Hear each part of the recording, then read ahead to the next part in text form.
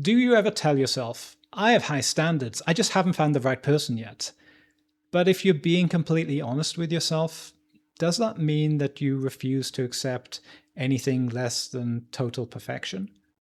Or maybe you know someone like this, someone who filters out potentially great dating prospects for trivial or superficial reasons. For example, it could be a short girl who insists that she can only date a man who's over 6 feet tall, or a man who insists that he can only date a woman with big boobs and a tiny waist because that's just what he likes. Or maybe there's lifestyle things like a woman refusing to date a man because he only earns an average wage, or a man refusing to date a woman because she doesn't share the exact same hobbies as he does. And in all these cases, they're often unwilling to date anyone who doesn't meet these arbitrary requirements. In this video, we're going to explore the shadow side of these high standards. I'm going to be exploring things from my own thinking and my own evolution from a male perspective, but let me promise you, the psychological patterns around this are universal.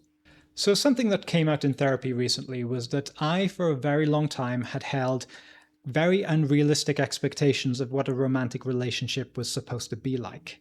For most of my life, I'd expected my ideal relationship to 1. Compensate me for the abusive relationships and pain that I experienced as a child and in my early 20s, and 2.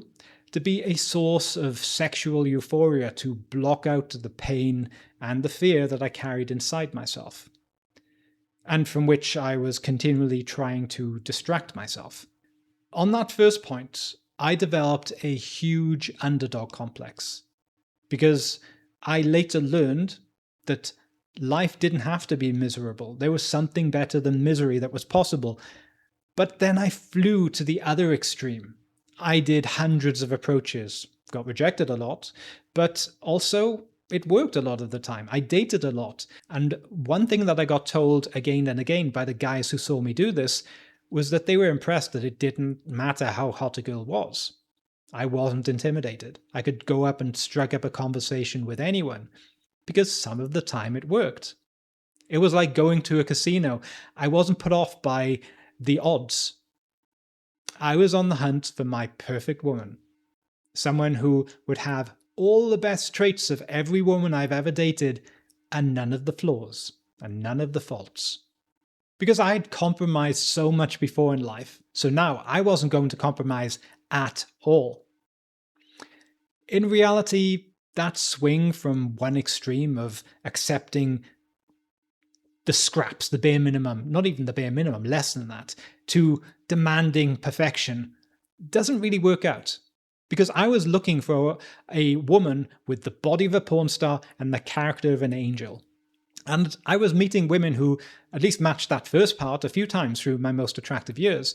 And that was really exhilarating to me, because it felt like this is my teenage dream coming to life. You remember the video of the song Take On Me by the band Aha, where a girl has drawn her fantasy man and he comes to life and he invites her into the image to join him in this fantasy.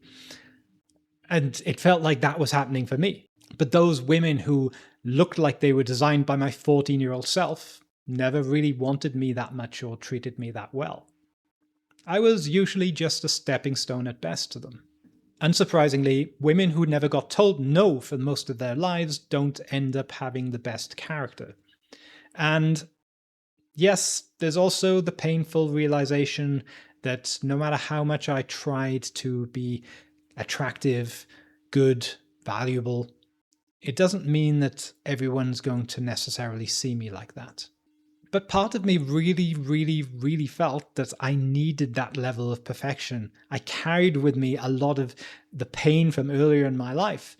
Maybe I wouldn't consciously feel it most of the time, but it would come out. Like I would be sitting at home alone and it would be quiet and I would just feel this dull aching in my chest. It didn't have images, it didn't have sounds, like a bad memory. It's just an overwhelming feeling. And maybe sometimes I'd wake up in the morning just feeling this pain and I couldn't tell where it came from. It was just like this dull sadness. And I could do things like doom scrolling or finding some other escape to avoid feeling it. And so when I dated, I didn't date so much as to find a partner as to find a distracting savior. Someone to take me away from this pain that I couldn't shake myself. And I had evidence that it worked, at least temporarily, because the euphoria of someone new, someone that I could project this fantasy that this dream was coming true, I could pedestalize them and think that they were giving me a glimpse of the hope that this promise that I made to myself was real. But then it always disappeared. And so my life became about solving the problem. They weren't just a potential girlfriend. Purely because of their appearance and their superficial traits and that initial charm, I saw them in my mind as the chosen one. You were the chosen one! I hate you! But they always went away, so I needed to solve the mystery of how to keep one of them. But more than that, I needed to balance the bigger equation. I needed to balance out my life, my karma, because I simply couldn't bear to conclude that the pain that I felt before was for nothing, that the suffering I went through would go unanswered, that I was hurt, devalued, deprived, and life would just go on. I needed my relationship life to make all that right, and then some. And I not only wanted that as a compensation, but also a vindication. I wanted the world to see that I am worth so much more than they thought I was. All the times I was ignored, all the times I was lonely and made to feel like an outsider, I needed now proof, obvious visual proof, to forever silence everyone in the world who thought I wasn't enough, including me. If I could find someone who was so rare, so desired by so many people, who could choose anyone they want, and I could get them to choose me and to keep choosing me, then that would finally prove that I am enough. And that's why I was demanding perfection, without knowing that I was demanding perfection, without calling it demanding perfection. But any imperfection would stop me from putting them into this savior role that I'd created in my mind for them. And it's also why I perceived imperfections like such a threat, that I would end up often ending potentially good relationships with good women over them. And they didn't feel like just imperfections on the surface, on an overall good package. It felt like impossible barriers that I couldn't possibly get over. Because if this relationship is right, I shouldn't be feeling like this. And I should just let them go because I don't want to waste their time. And it would just be faking it if I was to continue dating them. At least at the time.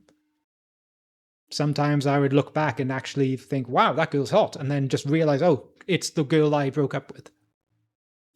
Even women that I was initially very attracted to, when I was actually dating them, I would get hung up about some minor perceived flaw. And I guess this is the male equivalent of the ick. I remember one girl who I was attracted to a lot in the beginning, running up to me, throwing her arms around me and kissing me on the cheek. And my brain literally felt, oh, she's ugly. And my attention focused on some lines around her eyes or something like that I didn't even care about this before. But now it was like the main thing I could see. It was like body dysmorphia by proxy. Like how an anorexic sees themselves as fat no matter how thin they get. And I was projecting that onto her. And in those times, my perception literally warped. My brain was playing 4D chess, giving me the strongest possible feelings it could to get me out of there. And after some time, I could zoom out and see that I threw away several times what might have been good relationships. But they weren't what that deep part of me really wanted. They couldn't save me from the pain I had in me. They couldn't make the pain of the past not matter anymore. They couldn't be unequivocal proof that I was enough. But no one could be that. It's not something a human being can do. Because even if I managed to get one of those girls that I pedestalized so much and somehow managed to keep her, the mask would eventually slip, the sparks would eventually fade, and life would just end up feeling like life. The philosopher Slavoj Žižek, when talking about the movie Titanic, says that the iceberg actually saved Rose's image of Jack and their relationship. If it wasn't for the iceberg, she might have stayed with him, moved to New York with him, lived an ordinary life with him, and got used to seeing him at his worst possible times. They've seen all his faults and weaknesses, seeing him getting older, seeing him sick, seeing him in his worst moods, and just eventually slowly fallen out of love with him. It was only because she lost him in that phase of limerence and idealization that she was then able to hold on to the fantasy and even put it above the reality of the man that she actually married, who she actually had children with, who worked hard his life to provide for her and the children, all so that she could hold the fantasy of some guy she banged on a boat above the reality of the love she actually had in her life. The fantasy of what might have been would always be so much more spectacular to her. And then she threw a multi-million-dollar diamond into the sea like a fucking moron instead of using the money to help her family. Fucking idiot. Anyway, moving to an objectively good but much more ordinary reality and dating real people in the real world may feel like a big loss. Not compared to what we really had or what we were capable of getting and keeping, but compared to the fantasy that we had in those fleeting moments, in those experiences that we used to prop up the fantasy. And there's also some terror in realizing that this means that we are actually normal and ordinary, and there isn't going to be some underdog to superhero story like in the movies. There's no one coming to save us.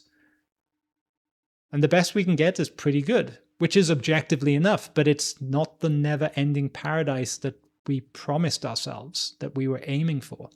But the part of us demanding paradise isn't talking to the rational adult. The rational adult in us knows that you don't always get everything you want. They know that compromise is just part of life. But to the inner child, that feels like worse than death. You're not making things fair again. You're not fixing the past. So it feels like a never-ending internal battle between those two parts. And very often we can place the blame for feeling like this on the other person, even when these feelings would be generated inside us no matter who we were with or what they were doing. Oh, what have I done? I never wanted to hurt King Julian. I love King Julian. This is all your fault.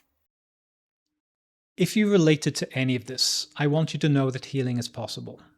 So what can you do? First of all, recognize your patterns and compassionately understand where they come from. You may need to work with a therapist. You may need to journal. You could do meditation practices such as ideal parent meditations, which aim to heal those childhood wounds. You may do all of these or more. Facing the most painful memories you have is not easy work, nor is it an overnight process.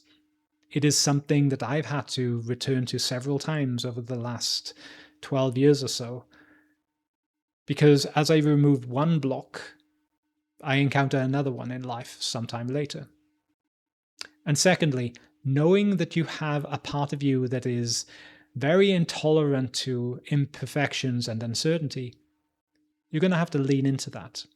You're going to have to choose to do what is uncomfortable. If you have the opportunity to date someone who is genuinely loving and kind, but is an ordinary, imperfect person like you that triggers the hell out of you, lean into that. Accept the imperfections. Accept that you can never know for sure if this is the best possible person you could get.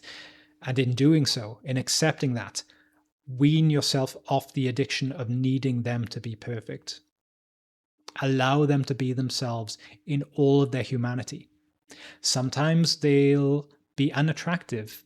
Sometimes they'll do things you don't like. Sometimes they'll be in a bad mood.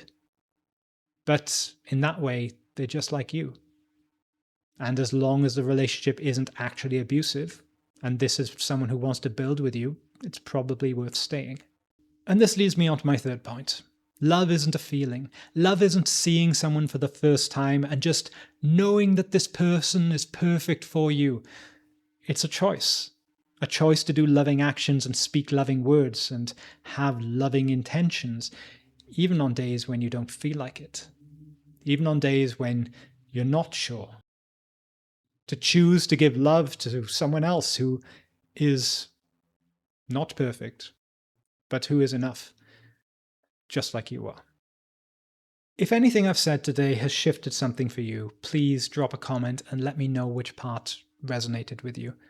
Also, sharing and liking this video helps a lot too, so YouTube can show it to someone else who might be trapped in this same cycle. Thank you very much for watching, and I look forward to seeing you next time. Take care.